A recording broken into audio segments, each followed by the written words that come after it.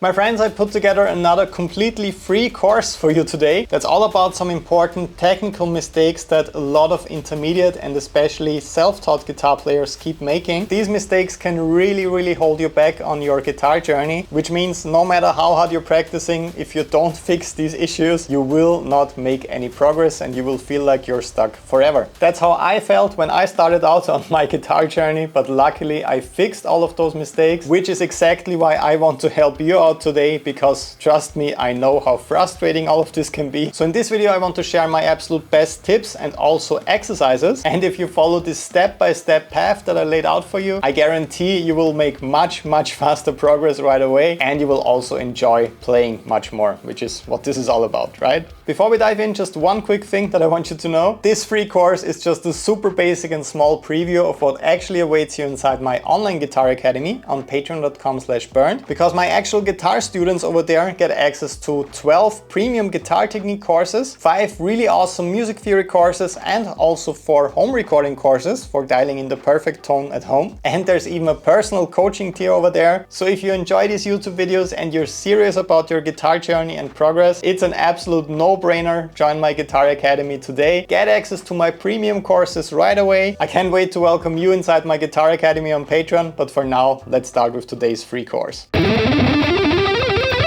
If you were ever frustrated with your picking speed or technique, I'm sure you pushed yourself to your limits in your practice routine at one point, trying desperately to improve. But what you got instead of improvement was a weird burning sensation in your forearm or even some pain in your wrist. And there are 5 key reasons why so many people can't play fast or even injure themselves trying to get there. In this video I will share what these are and which exercises will suit your personal picking goals best, so that you develop a safe, relaxed, extremely effective and fast picking motion. First of all, why is it so hard to play fast on the guitar? Well, there's this big misconception that you just have to develop one perfect picking motion that will suit every single tempo and playing style. Sure, you will find a pick grip that universally fits a lot of material that you're playing, like my closed hand technique that you can see in the performance videos and the music videos on this channel. But the underlying mechanics and the motion itself are very different as soon as you start moving through the BPM ladder. I like to think of these steps as 3 different tempo zones: slow tempos, mid tempos, and fast tempos. Let's talk about this misconception that I mentioned with a practical example. Let's say you are working with one of my exercise play-alongs on Patreon. You can play the full workout at 40 beats per minute and you found the perfect picking technique that allows you to stay relaxed. You're fully in control of your motion, your timing is great, and you're really happy with your technique. So naturally you want to speed this up now. You start increasing the tempo and this works like a charm all the way up to 90 beats per minute, and you can't wait to start practicing again tomorrow because you will finally break that 100 BPM barrier. But something strange happens on the next day. Your picking motion doesn't feel right anymore and you're suddenly struggling with the workout. You're not feeling in control and now you're getting frustrated. Well, you shouldn't be. You simply entered what I like to call the mid-tempo zone, and that's where your motion needs to change just a little bit. The same exact phenomenon usually occurs around the 160 beats per minute mark when you enter the fast tempo zone. Check out my wrist motion with the exact same exercise in these 3 different tempo zones. Nothing changes about my general grip and the technique itself. As you can see, I'm always playing with a closed hand and I hold the pick the exact same way, but the motion looks and feels very different to suit each tempo zone. And that's something really important I want you to understand before you move to the upcoming exercises. The first issue and exercise I want to discuss today concerns unlocking your wrist and developing the skill to jump between different strings effortlessly. Because one common mistake is only practicing your fast picking on one string or with extremely long patterns on one string before you move to the next string and so on. This often results in a stiff arm motion when you're picking, because you don't necessarily need to feel your wrist and the amount of notes that you're playing when you're just tremolo picking very fast. But as soon as you have to play more intricate mixed group patterns on multiple strings, like playing 2 notes on one string, 3 on the next, 5 on the next, and so on, you will feel completely stuck with a stiff arm motion like that. You will generate tons of unwanted noise, you will graze the surrounding strings with your pick, and the closest way I can describe the feeling of this personally is trying to play fast and virtuosic on the guitar, but you're wearing a boxing glove on your picking hand. So you're playing with this clunky and brutal fast motion and you don't feel all the necessary details like like the amount of notes you're actually playing, or the picking angle changes you need to perform in order to effortlessly or even gracefully switch between the strings. So in order to help with unlocking and activating your wrist for fast picking, here's an awesome sounding exercise for you.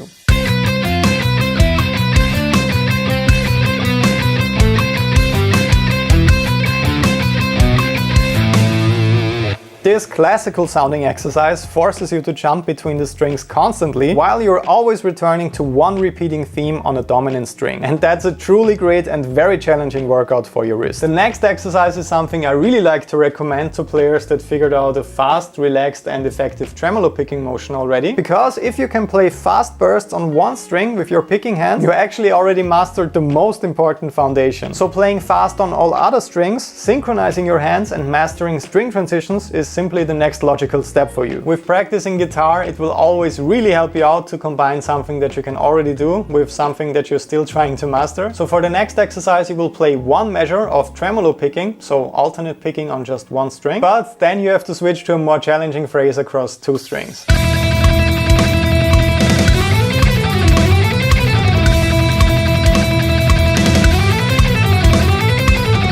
When you practice this, make sure that both measures feel almost exactly alike with your picking hand. Try to really build and shape your alternate picking motion out of the fundamentals that you established with your tremolo picking, and I promise you will be surprised by your fast progress. As always, you can practice this together with me every single day from now on. Just make sure to download all of the really helpful extra files for this video that I made especially for you on patreon.com/Bernd, like the exercise play-alongs, tabs, guitar profiles, backing tracks and much more.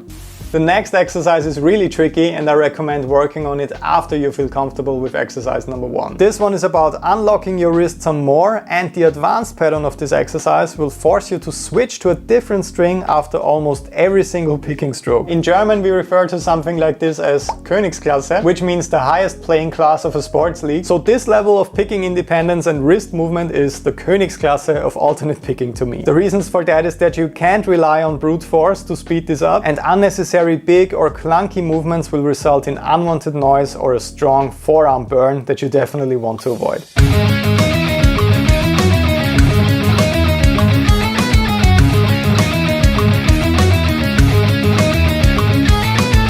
While it might not look too tricky, the devil is in the details right here, and you will know exactly what I'm talking about when you try this for the first time. The constant, really difficult picking transitions make this one a worthy contender for a daily place in your advanced picking exercise block. So let's get back to the 3 tempo zones I mentioned earlier and how you can actually incorporate this in your daily practice routines. The way I work on this at the moment is by combining different speeds in my workouts. So not always playing very slow or very fast exclusively. I like to mix different groups so that I can switch between them fluidly in a practical context when I'm actually playing music. This is another big practice mistake when it comes to picking technique. You definitely don't always want to stick to one specific note value or one specific tempo zone with your workouts. You will need to actually combine them at one point in your practice routine so that you can play amazing and really impressive bursts of 16th note triplets followed by tight and controlled 16th notes or 8th notes, for example. And you won't be able to do this when you always just work on one note value exclusively in your practice routine. So let's do that right away with exercise number 4. With this one you have to combine fast bursts with mid-tempo picking, and there's no break or rest between those two groups.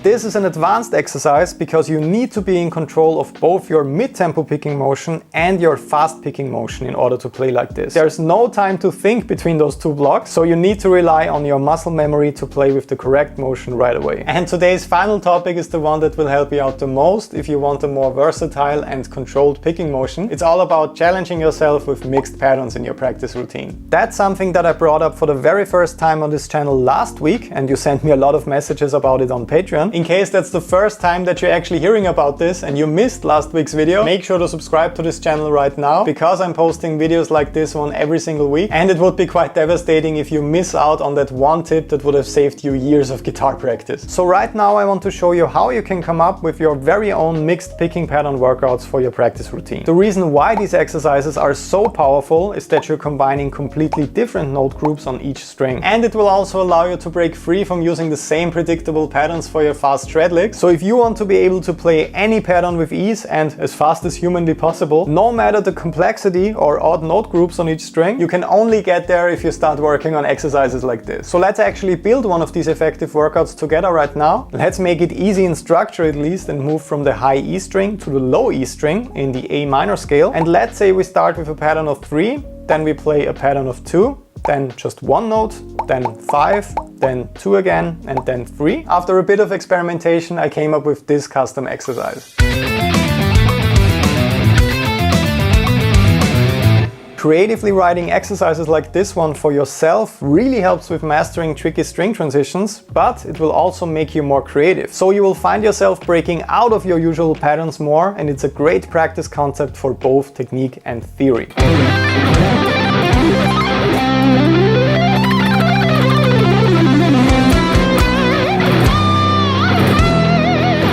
Let's talk about guitar technique today. Did you know that there are actually certain technique mistakes and bad habits that can prevent you from making progress? It's as cruel as it gets. You put in the work, you practice all the right exercises, you're dedicated and disciplined, but the way that you're actually playing guitar is holding you back and you feel like you're not making any real progress. One of these exact mistakes and bad habits that I barely see players talk about actually concerns the fretting hand. And no, it's not the flying pinky finger or bad legato technique. It's about how you actually move and especially feel your fingers as you're playing and practicing each day. I wish I discovered this much sooner, as it really stood in the way of making faster progress for a long time. But I hope I can at least save you from tons of wasted practice hours with today's video. Let's do this.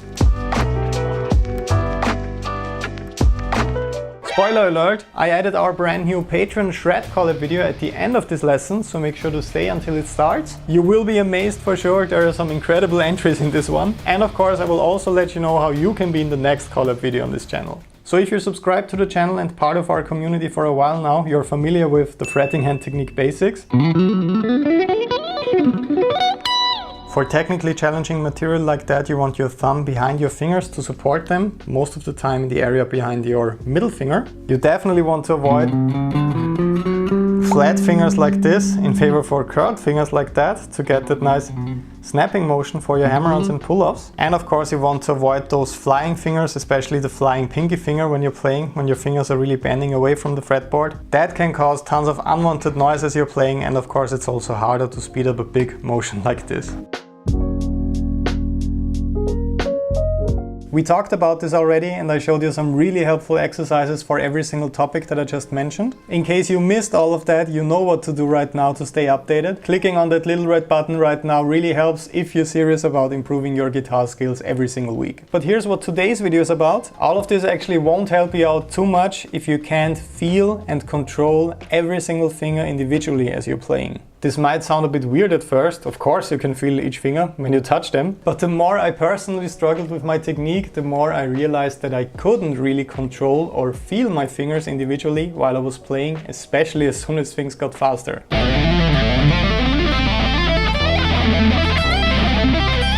I'm quite sure that you're familiar with the feeling of having stronger and weaker fingers. I'm looking at you, pinky finger. And sometimes you feel like you can't really move your ring finger without also moving your middle finger and pinky finger. Just put all your fingers on the table right now and try to do this. It's really not as easy as it looks, and you will immediately see what I mean. Short summary, this really holds you back on your guitar journey and you need to get this under control as fast as possible.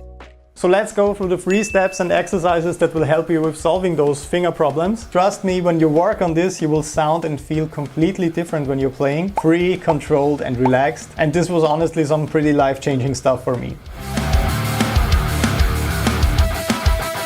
So the first bad habit that might hold you back right now is pressing down really hard with your index finger when you actually don't need to. I've also seen this exact mistake with the beginner lesson I gave on the channel recently. For some reason it feels like we're all programmed not to only leave the index finger on the fretboard as we're playing with the other fingers, but also to press down really hard to anchor the fretting hand. Of course, this often prevents you from really feeling and controlling what the other fingers are doing, and this can be especially problematic with your hammer-ons and pull-offs.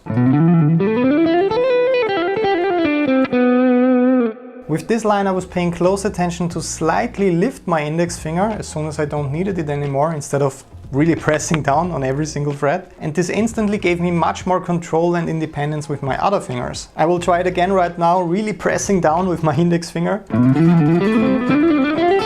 Okay, yeah, it gets pretty messy because I also start to grip the neck much harder and I can't really feel what my other fingers are doing and the motion gets a lot bigger. So when you're paying close attention to your fingers while you're playing and you're lifting the index finger just a little bit with legato phrases like this, you simply strengthen your weaker fingers since they have to work on their own, and this makes a huge difference with your fretting hand technique in general.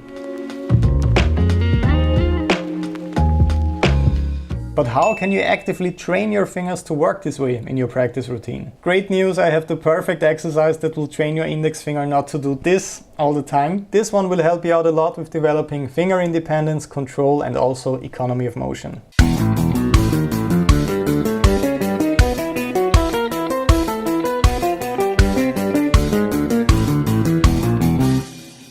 So this practice concept is something I mentioned in my most recent online course I made especially for my Patreon community. As you could see, it's all about including open strings in your finger workouts. This obviously forces you to lift each finger before you're using the next finger, and this means that your index finger can't remain on the fretboard and really press down like this. This actually feels quite crazy when you do it for the first time, especially if you're not used to controlling and using your fingers individually. I personally got the best results with this exercise so far when I wasn't rocking my wrist back and forth to assist my fingers. My biggest focus with this is really just using my fingers and training them individually like this. So I really don't want to use my wrist to kind of help out like that. I want to focus on only using my fingers right here. By the way, before I show you the next even more powerful workouts, I made some really awesome practice files just for you on Patreon once again. PDF tabs, backing tracks and guitar profiles, and with the additional videos I made for you, you can practice this together with me. And I also made a full daily 5-minute finger workout video for you. Believe me, those 5 minutes each day will make a huge difference with your playing if you're consistent with this. The second issue and bad habit that might hold you back right now is always working with the same finger combinations and never exploring more creative patterns. So the following exercise is extremely important for you in case you feel like you're playing the same old boring licks all the time. Here's an example lick with a twist. This one serves as a great exercise. If you play this just once, you will immediately know what I'm talking about.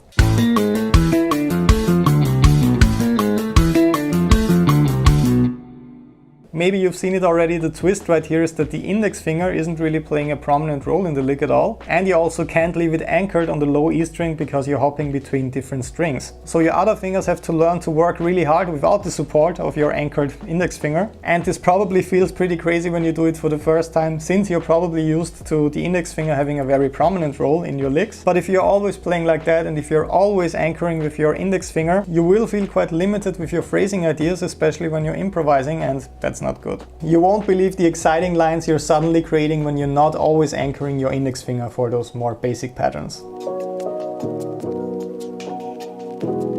The third and final issue and experiment I want to discuss with you today concerns the Death Grip of Doom. That's a pretty epic name, right? So this is all about your fretting hand grip, and as you might guess, it concerns the intensity of your grip when you're playing. This is also something that held me back so much because I was gripping the neck really hard when I started playing, especially when I played my first live shows, because I was always afraid that certain notes might not ring if I'm not gripping hard enough, and that's exactly what I like to call the Death Grip of Doom today. You will be really surprised when you test the following exercise with a twist once again. This one is all about reducing pressure with your fretting hand grip, and it's actually a variation of today's first workout.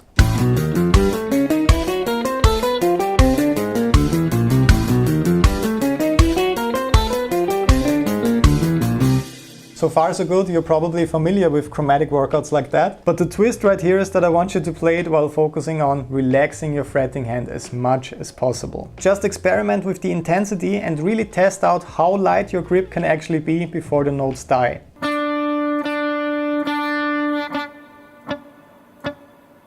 I promise you, if you're like me, you will be very surprised by how light you can actually grip the neck before the notes don't ring out anymore. Even with guitars that are set up with higher action, you don't have to grip your neck like this all the time. So once again, this is the practice twist with the final workout. You want to experiment with gradually decreasing the intensity of your grip until you reach the point where the notes die because you're not pressing hard enough. Try to find your personal sweet spot in between the death grip of doom and the grip that's too light, and aim to use it from now on. You will sound much more relaxed and in control. Alright my friends, in the end, don't forget to download all your practice files on Patreon right now to get your fingers under control once and for all. The daily 5-minute finger workout video I made especially for you will help out a lot with that. And also make sure to check right now if you're finally subscribed, that way you won't miss the next videos I'm posting. You want to get better at guitar as fast as possible. So you picked some common and very popular exercises for your practice routine, either from private lessons, books or YouTube videos. But no matter how hard you're practicing every single day, you don't really see a lot of improvement and you don't feel like you're actually getting better or closer to your big guitar goals. Sound familiar? This is not because you're not talented or you don't have what it takes. Often guitarists are simply practicing wrong. And this is not only frustrating, useless and a huge waste of time and effort, it can actually also be dangerous and result in major injuries. If you have been playing guitar for a while now, I'm willing to bet that you practiced something like this before.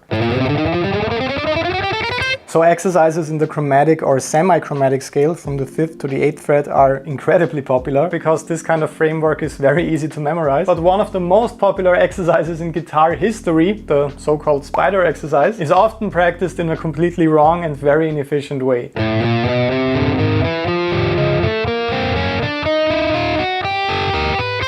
And when I saw this exercise for the very first time, my instinct was to attempt to play this as fast as possible, of course.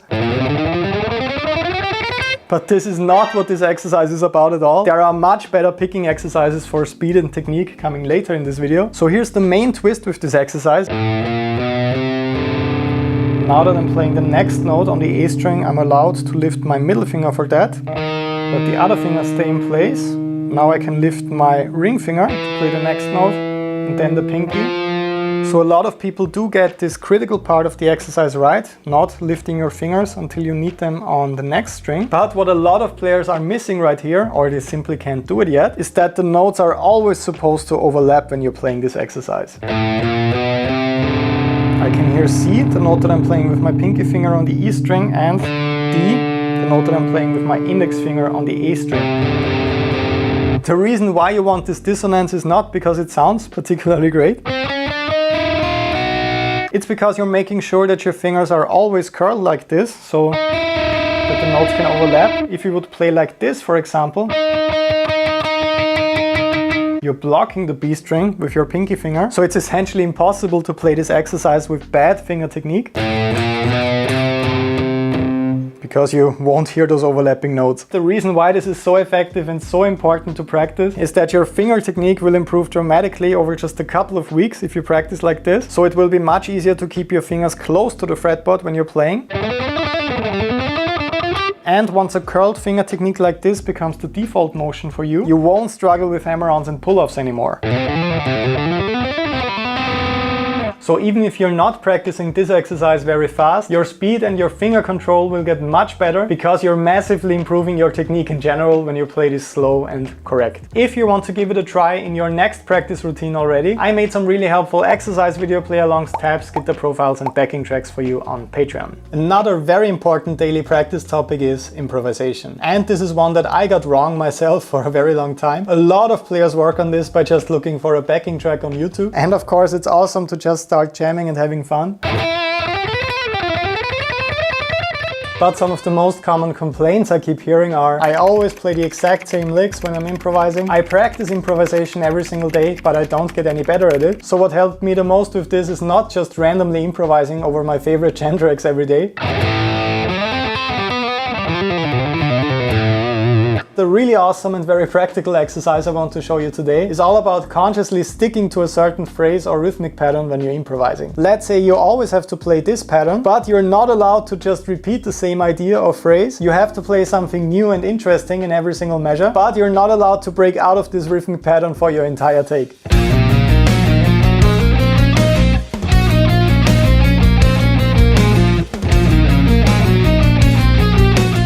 Your timing will improve a lot because you're forced to stick to this rhythmic sequence all the time. And you will finally also come up with some more interesting and unique ideas on the fly because you're forcing yourself to change your approach with every single lick. And doing this for 15 to 20 minutes each day will bring you much better results than just hours of random improvisation. So if one of these tips already helped you or inspired you for your next practice routine, make sure to join our progress-driven guitar community here on YouTube today by subscribing, because I upload videos like this every single week, and it would be a shame if you missed the one that would have solved your biggest guitar frustration at the moment.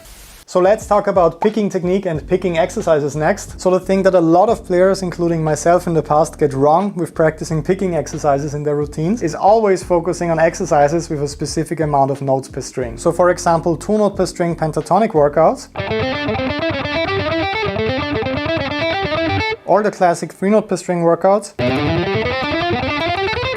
or even something more advanced like the really cool 7 note per string exercise.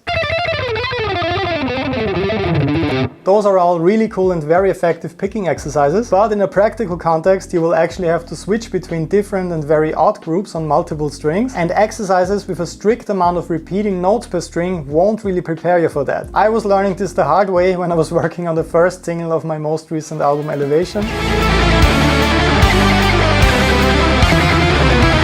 It's a really challenging modern guitar interpretation of one of Paganini's most difficult pieces. When I was arranging this legendary piece of music for guitar, I had to do a lot of tricky string transitions with my alternate picking, and that's when I figured out that you can't always just practice 2 note per string lines or 3 note per string lines or 5 note per string lines and so on. You absolutely have to practice some mixed pattern workouts in your routine, and this one that I adapted from my arrangement of the Paganini Caprice is a great starting point.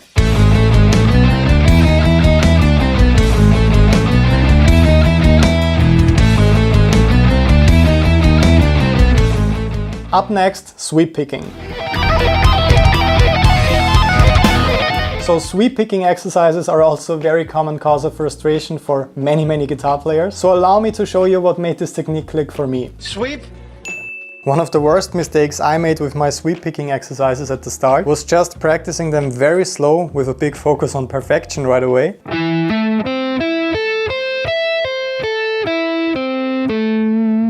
Only practicing in these tempos is also a mistake that I keep seeing in the Patreon VIP Facebook group. In this one I'm coaching students every single day, and what I constantly keep seeing with sweep picking is this. Make sure to watch my picking hand. So when you're starting out with this, you're mostly just playing downstrokes or upstrokes for every single string. But this is obviously really inconvenient to speed up, and you want to go for a motion like this with sweep picking. So when I'm playing fast, it looks like this, and not like this. And it's really hard to get a feeling for this kind of flowing and effortless motion when you're just practicing very slow. So the absolute fastest way how I learned to do this, I was challenging myself with very fast tempos in my practice routine right away, sounding very sloppy. Terrible. So pretty bad and very unmusical, but I did get a much better understanding of how my picking hand is supposed to move. I finally started seeing some quick and awesome results with my sweep picking technique. And since another really big mistake with sweep picking exercises is just working on 1 or 2 shapes all the time, I put together a speed burst workout for you with 4 very important shapes: minor, major, diminished and augmented.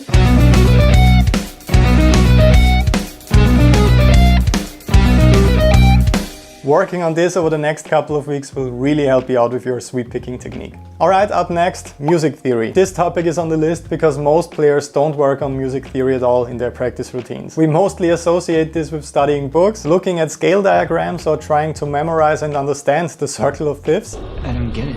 But music theory is something that you can and definitely should actively practice in your routine. So let's say you want to write and improvise much better guitar solos. A great and actually quite easy way of getting there is just learning how to spontaneously accent chord changes.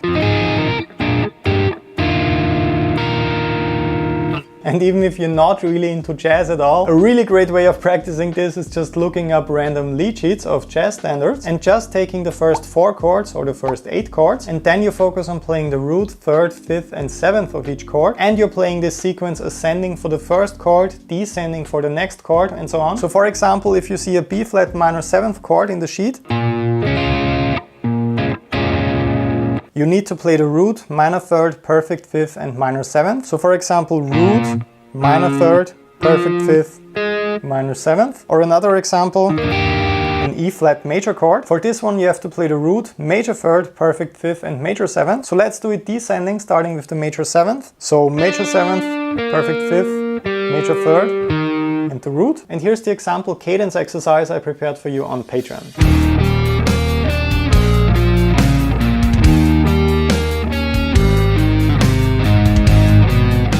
If this one is a bit too advanced for you right now, I'd recommend starting out with learning and visualizing the notes on your fretboard first in your routine. Of course, I also made a course for this on Patreon called Fretboard Mastery. Alright, time for a very popular topic, speed exercises and how to practice playing faster. So the most common practice mistake with building speed is just taking the same exercises each day and practicing them 2, 3, 4 or 5 beats per minute faster each day until you eventually reach your dream tempo in just a couple of weeks. But if you have been playing and practicing for a while now, you know that this is sadly not how it works. It's not that easy. Also assuming that bigger and more brutal movements result in more speed is also false, and practicing this way is actually very dangerous. It can lead to serious injuries like tendonitis if you overdo it. You can play very fast and very relaxed at the same time, and I can really recommend it. So first of all, just like with sweep picking, I can really recommend practicing outside your comfort zone when it comes to alternate picking. I started out building my technique with short bursts on just one string.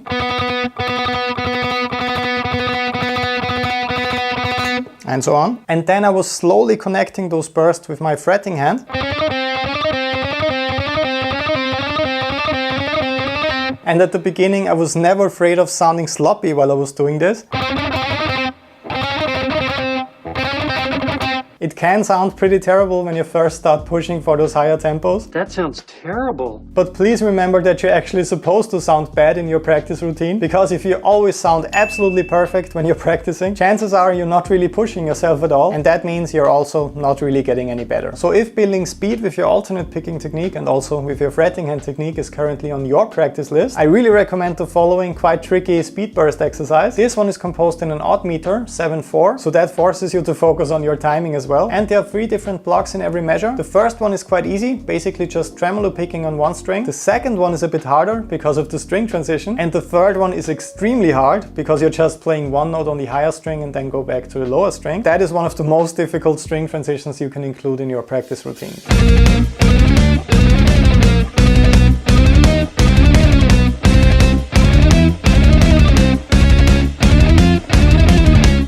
I really hope that I could make your upcoming practice routines much more effective with this video. Don't forget to download all of your exercise files that are made especially for you right now on patreon.com/Bernd. Why is it so hard to play certain licks? I'm sure that you are familiar with this dilemma. You got your picking motion to a certain speed like 180 BPM or even over 200 beats per minute with 16th notes. Some licks might actually even come easy for you at these tempos. But with other licks that require tricky or unusual string transitions, it seems almost impossible to play them this fast. This is really frustrating because you spent all this time leveling up your picking motion and technically you reached the desired alternate picking speed already, but it feels like you're missing one piece of the puzzle that gives you complete control over your fast alternate picking lines at any tempo. And I would like to help you with finally finishing this puzzle today.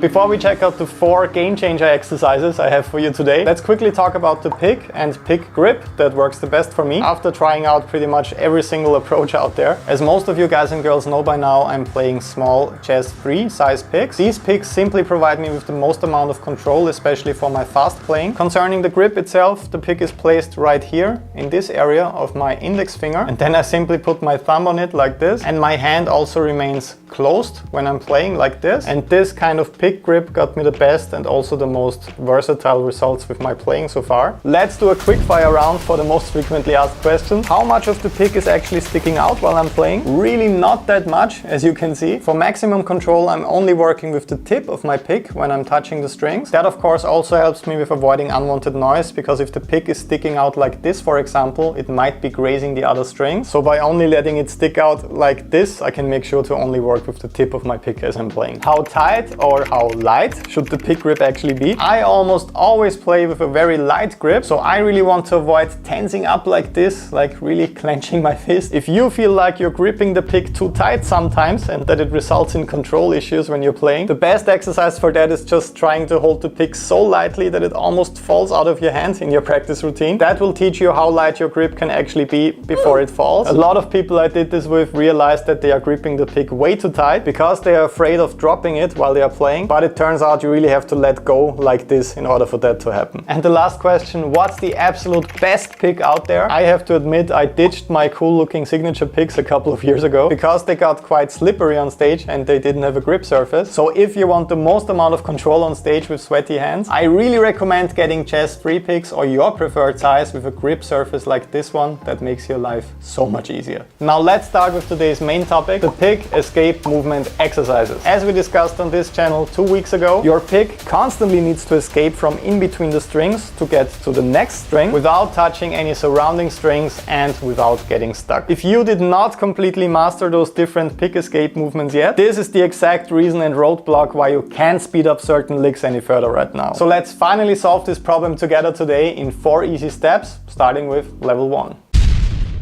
So with today's first exercise, you will familiarize yourself with the upstroke escape movement. That means that the transition to a lower or higher string happens after an upstroke. So just like with 2-note per string lines, for example. So in order to make licks like this very easy for you, you need to position your pick like this so that it can easily escape after that upstroke. That's the exact super simple trick that will make all of this much easier for you. If I would angle my pick like this for the upstroke escape motion, I'm making my life much harder, because when you look at this graphic with me real quick, you can see the arrow that's pointing away from the pick. That's how you actually escape from in between the strings after the upstroke. And since you don't want to get stuck and you don't want to graze the other strings, this option is obviously much better for the upstroke escape than this option. Let's do an A-B split test right now.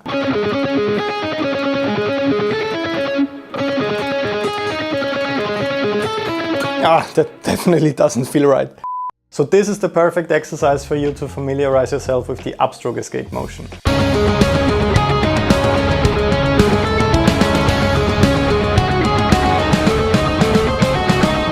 So since it's much more fun to work on musical and nice sounding exercises, today's workouts are all based on the song Seance.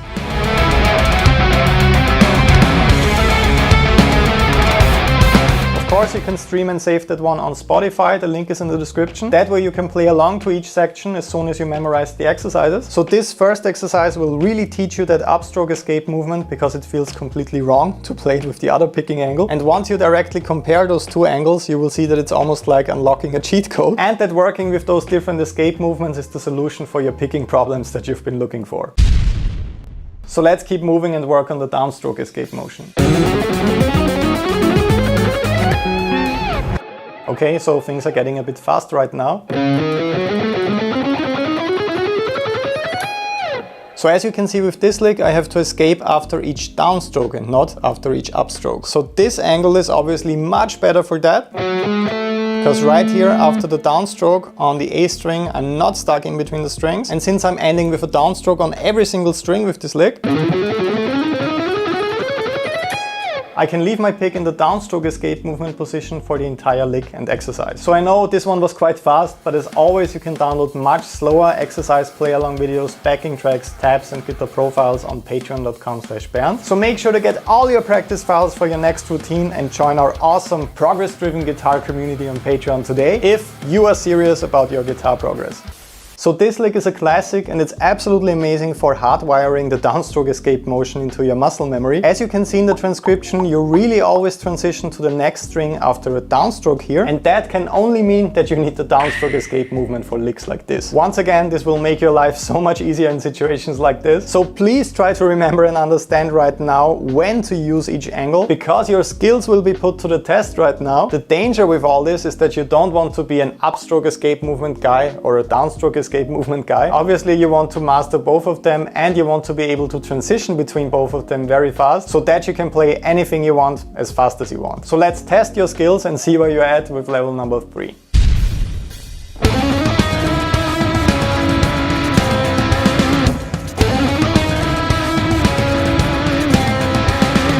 So this exercise is based on the main theme of the song Seance. And this cool sounding little line could actually not be better for learning the transition between the two different escape movements, because you're starting with a downstroke escape movement for the fast alternate picking line, because you end the line with a downstroke on the D string before you get to the G string.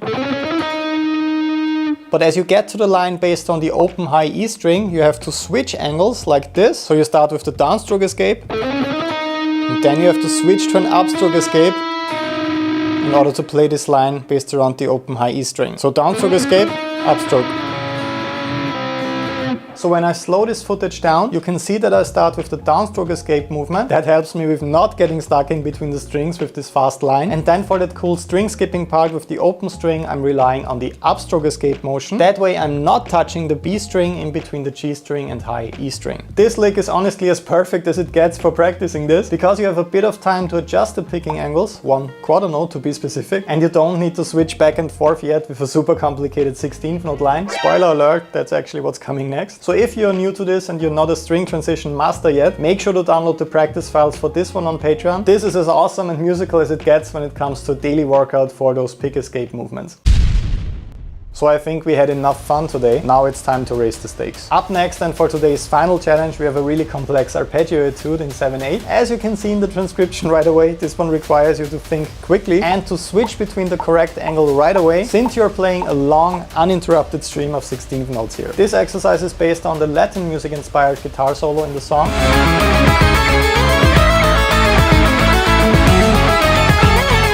But of course I modified the section and I made it a bit harder so that you have to play it with alternate picking from start to finish.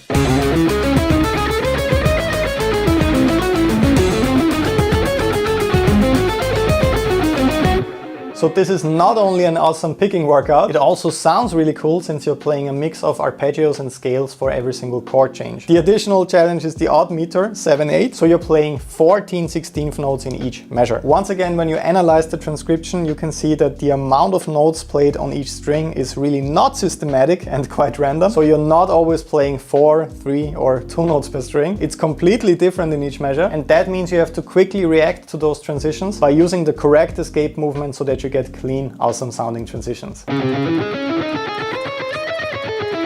So these angle changes are definitely getting more subtle. You don't see these big movements anymore. But even those small corrections when it comes to the picking angle really help when it comes to getting clean and consistent results. So my personal suggestion is having at least one exercise like this in your daily practice routine. That way you can really challenge yourself, and over time you will become an absolute master when it comes to those pick escape movement changes. But until then, you got some work to do. So make sure to download all your practice files on Patreon right now. Also make sure to stream Seance on Spotify. That way you can hear all of those cool sections in a practical context. I will hopefully see you again in the next video. Talk to you soon. Greetings from Vienna and bye bye.